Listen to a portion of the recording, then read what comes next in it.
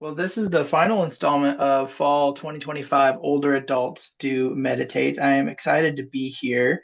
I know normally you are supported by Britt from the NBA, who does a fantastic job, so I'm going to try to not let him down. He is on a well-deserved vacation. This series is presented by NBA's collaboration with the Older Adult Ministries.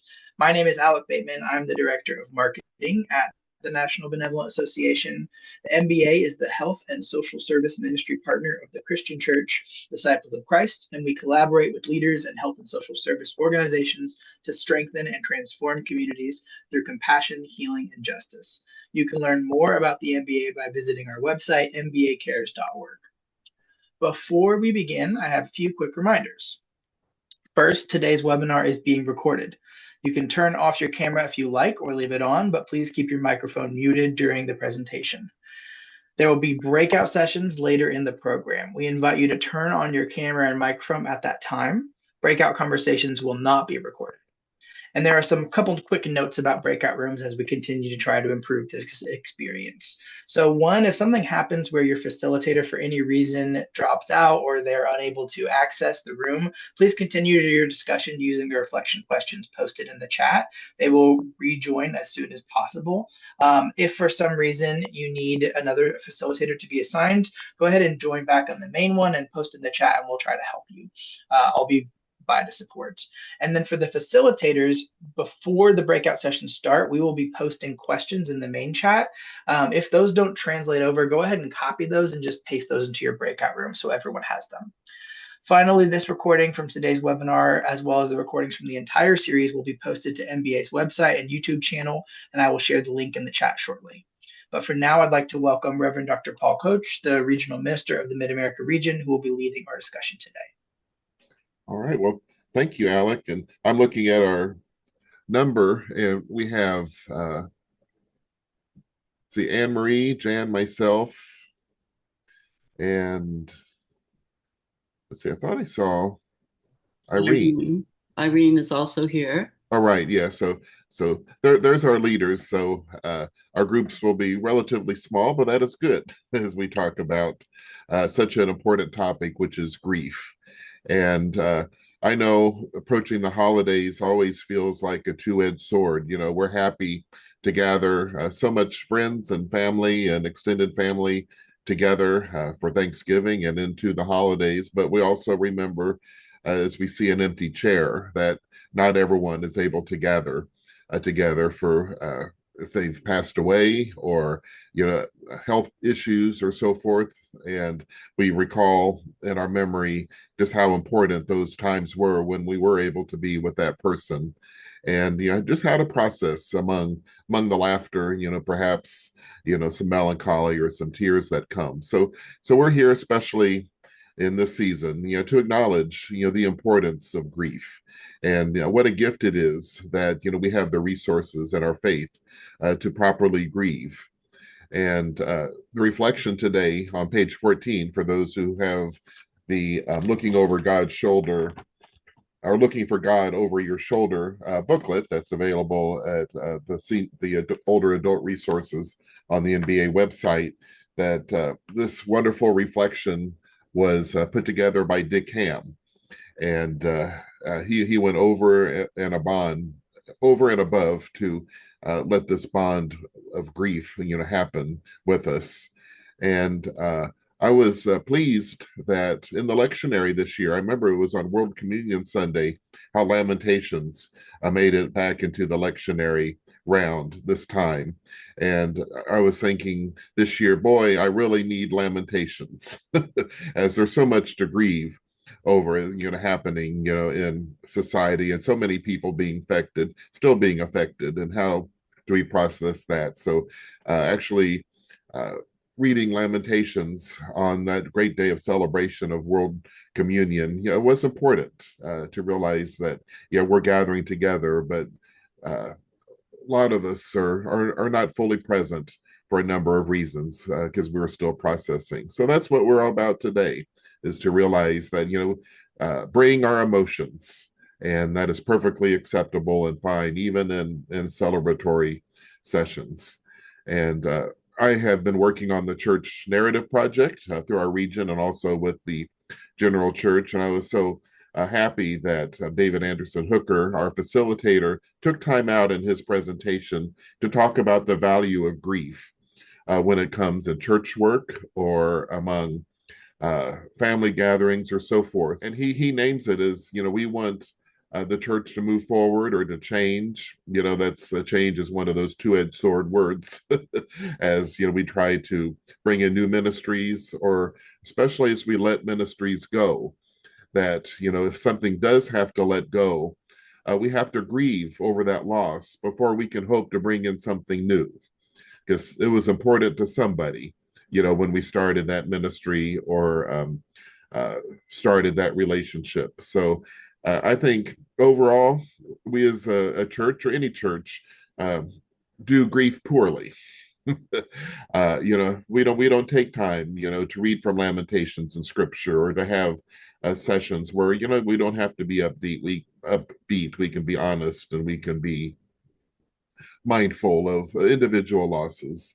And perhaps this season, your congregation might have a Blue Christmas service, which I think is important, specifically for family members who have lost someone who is not able to be with them for this Christmas or this Christmas again, for how many years it's been. And it's an opportunity, to bring in a lot of ritual and reflect in times of reflection.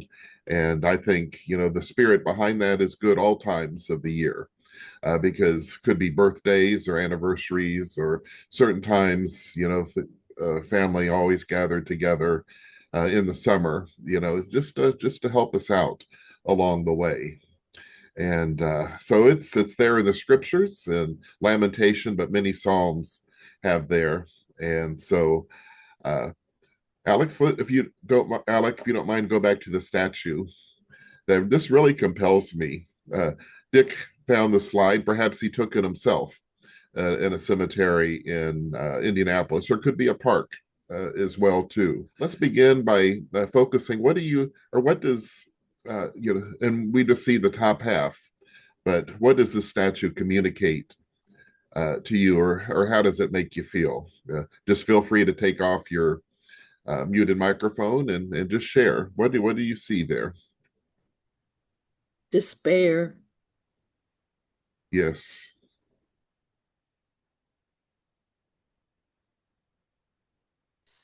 I also see a mindful presence by reading into her face. I was at a Hospice Foundation of the Ozarks meeting this morning, and there was a representative of an organization focused on widows. And just a reminder of how many women in particular find themselves alone at the end of life, grieving the loss of a partner. Thank you, Peter. I just heard of a new Silver Chalice congregation that intentionally is bringing together widows and widowers together for all year companionship. So thank you. Wonderful, wonderful. I see an immigrant scared. Oh, yes, right. Yeah, we have no idea where the lamentation's coming from, do we?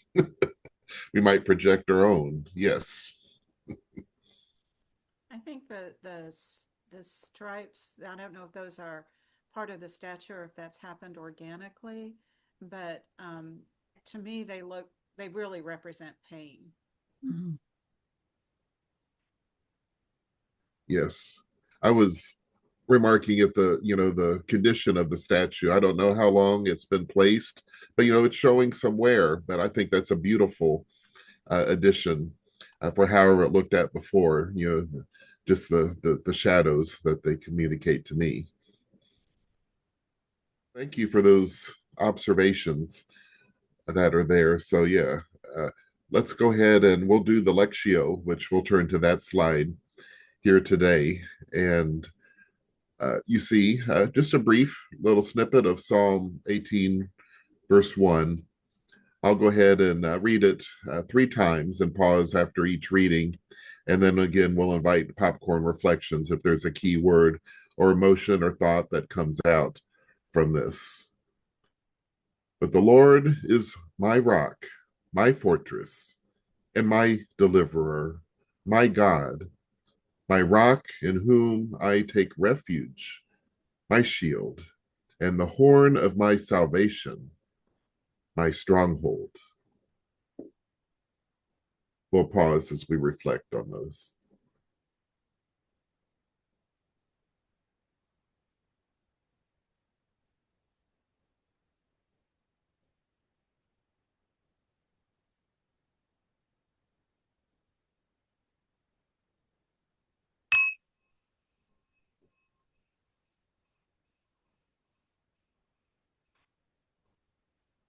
The Lord is my rock, my fortress, and my deliverer. Oh my God, my rock in whom I take refuge, my shield, and the horn of my salvation, my stronghold.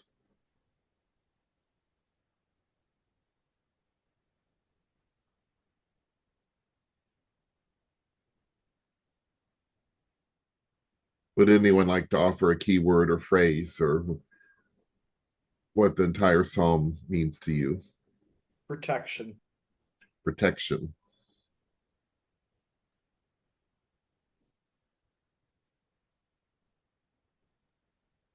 After having just looked at the statue, rock really Yes. struck me as a sense of strength and defiance, perhaps, but as well as support. Thank you.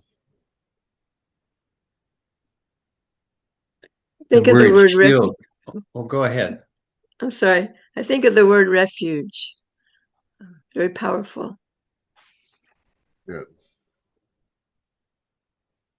And I was going to say the word shield caught my attention. I think we're living in a time of great anxiety and upset and often anger. And I find a spiritual grounding has become a kind of shield to block that kind of tension and upset, and just I find I'm able to respond far better if I engage in the spiritual practices that allow me to pull back from all of that. I hear you. For me, it's stronghold. As we age, I'm thinking that we need to stay strong in many parts of our life, and so stronghold is the one that got my attention. Yes. I appreciate the vocabulary in the psalmist and praying to God. Off the tip of her tongue, she has several words to referring to what God means to her, how God interacts in their life. And hearing the conversation, I never really realized a lot of these are kind of, military or fortress or kind of warlike language. A shield, the deliverer, refuge, a stronghold, even rock. As I was privileged to hike in the West Virginia wilderness and notice the boulders, the granite boulders along the way, and reflecting, people hide behind rocks, don't they, for protection? It's also into place for safety. God provides protection even in the wilderness. So I'll read it one more time if there's any further thoughts. The Lord is my rock, my fortress, and my deliverer, my God, my rock in whom I take refuge, my shield and the horn of my salvation, my stronghold.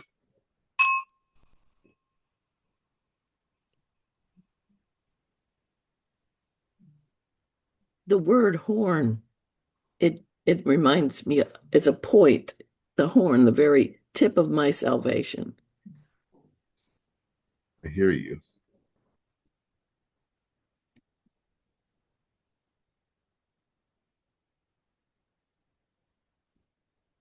Any other further thoughts?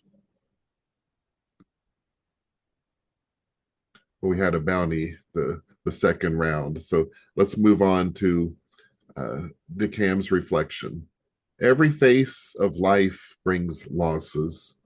When we graduate from school, we lose the daily interaction we had with our fellow students and we miss them. When we leave our home to start our adult life, we lose the daily presence of our family of origin. When we choose to marry, we leave behind others whom we might have chosen. When we change jobs, we lose the camaraderie of those with whom we have worked. When we experience physical decline, we lose the ability to work and play as we always have. So I was reflecting upon those, all those are times that are celebrated, graduation and starting off on your own, moving to your own place, marriage, new job. But all those have losses implied too that aren't necessarily recognized in our celebrations. But can anyone think of other transitions in family that are often celebrated, but also could have a loss in them that might be worth bringing out and grieving about in public? My three children are adopted, which was a great joy for me. But I've learned over the years that adoption, as joyful as it can be for some, is a deep, deep loss for others. And my oldest has reconnected with his mother's birth family, and they've included us. But seeing their loss, and her loss, has just really taught me a whole different view of adoption. Thank you, Irene. Yes. And the other thing I'd like to say is these are all choices. And I realized I got some great news yesterday. I'm still in full remission from my doctor. So I'm so excited. And when I saw the thing was grief, I thought, oh, I don't think I can go. But realizing after I listened to y'all talk, I am in deep grief from and it wasn't my choice, but these ICE agents in Charlotte, where my grandson is in college, and we went to Durham to a football game, and we went to a flea market Sunday morning where we were the only English speaking people. And normally that's so much fun. And I was so afraid. And then yesterday I learned that the ICE agents went to Durham. And so I'm just in deep grief, and it wasn't any choice that I made, and I didn't even vote for the jerk. So it's just I'm glad today's topic is what it is. So thank you. I have been thinking about a dear couple who just lived about 4 houses away from us, and their children kind of helped them to realize it was time to move. And they had been in our community for, I think, like 40 years and in their mid-80s. And we helped them to make that move. And my wife is a retired computer scientist, and she got pictures from all the neighbors standing in front of the homes, all surrounding where they had lived for 40 years. And we gave them that book, and the neighbors have all had a little collection, and an artist is doing an illustration of their home, which we're framing and we're going to give to them for a Christmas present. And it just, which I thought was so sweet, neighbors coming up with these great ideas. But it just reminded me that we sometimes take our neighbors for granted, and over time they really become precious to us, even if we only see them a couple times a week or have a 5-minute conversation now and then. Absolutely. Thank you. I was reminded our other world traditions, different religions, different cultures, each grieve in different ways. And there's always something remarkable when I learn about them. The Hebrew tradition of Shiva, a candle is remain lighted, and with wedding rings or mementos nearby. And last year I was able to participate in the Dios de los Muertos celebration, led by Spanish language friends. And the power it had in me, it was a 3-hour ritual to go through all the 10 stepping stones of loss. But at the end, the music was so joyful as we presented our ofrenda and our acknowledgments and memories of that person on an altar. It turned into a day of joy for there, but made possible only because we took the time to celebrate. And just so grateful that I was invited into that.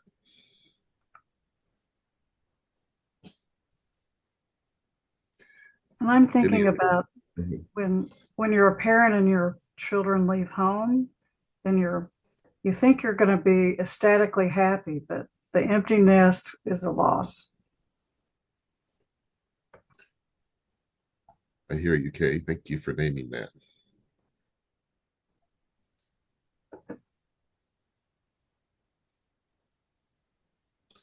All right, well, we'll have a chance to share more and probably deeply in our breakout rooms.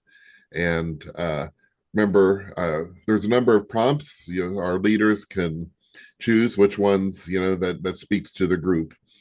And I wish Peter's friend would be in my group. There.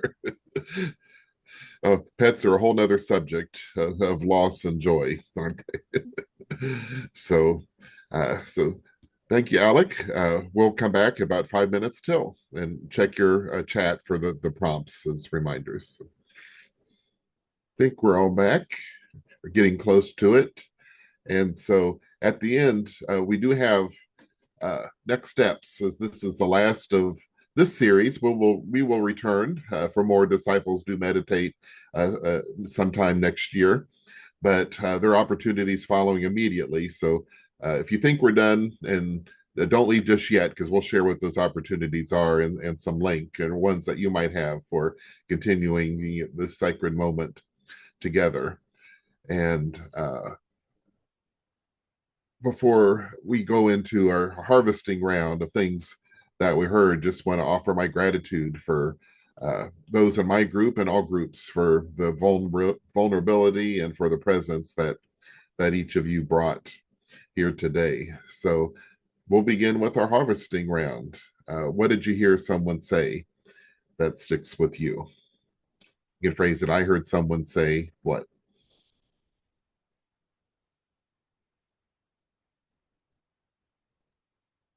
Well, I just had a wonderful conversation with Irene, and we, I think, both saw the ways in which aspects of our lives that have been difficult became sources for us to be able to help others. And I mentioned Henry Nouwen's Wounded Healer, and it was just very much the case, I think, for both of us, how some challenges had become catalysts and sources to be able to be supportive to others. So I'm very grateful for that. I'm complete. I hear you.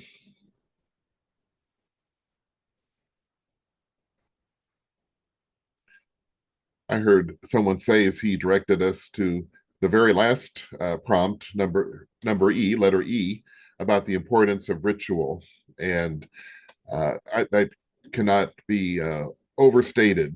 Our own personal rituals, and including what one family did is save a little bit of the cremains, from someone who has departed, to carry, or for the family each to carry, with them, or to place wherever they feel appropriate when they're ready to release them. Just how powerful all those collected individual stories of incredible meaning.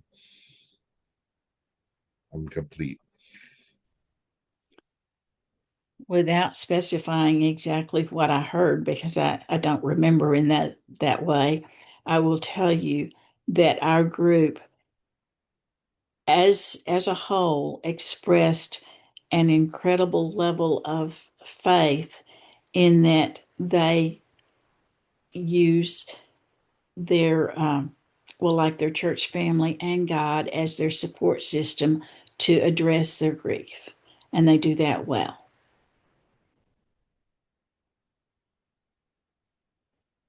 I hear you.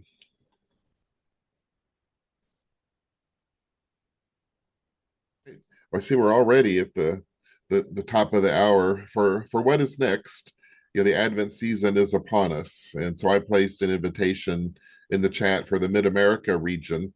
If you like to continue in conversation around sacred texts, our region is offering a weekly Zoom for every Tuesday in Advent, beginning this Tuesday already to prepare in advance of the Advent season, November 25th through December 16th, looking at Lectio text in from Advent and so as we did before with the Psalm 18, we'll be doing the whole passage. So complete reflection on the text and what thoughts come there. So it's completely open, and that's a live Zoom link you can tap on, and you might save it someplace if you wish to have uh, that. And please join us whenever you can.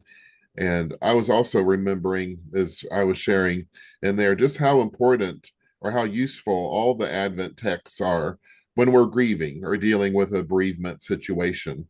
When I lead funerals in Advent, I always check to see what the next Advent text is or the one that we just completed. And I don't even feel like I need to write a funeral story or a sermon because it's there. The Advent texts lend themselves very well to helping us process our emotions. Always a promise, but always of remembrance of what was. So, any other final words that anyone would like to say? I just had a question on your Advent. Is that going to be an hour also? Yes. Okay. They often end early too, just that we feel like the work is done, but that's 11 o'clock Central Time when those begin. Okay. I just thank you for this. This has been marvelous. Thank you very much. Well, I appreciate this group of faithful folks who came when you could. And thanks, Alec, and NBA for creating this platform and to lead us. And again, as we do for anything for Silver Chalice or Older Adult Ministries, please share your ideas of what is important to you. What would you like to see coming up? And there are a number of opportunities, as Alec put in the chat, that further Silver Chalice Older Adult gatherings that we have yet this year too, to celebrate what each congregation is doing, perhaps in grief or just in reaching out to older adults in the congregations. And we'll also be talking about joy on December 3rd, especially around the holidays and how to process that in light of wherever we are. So just grateful for all of you and have an incredible Thanksgiving coming up. So, blessings.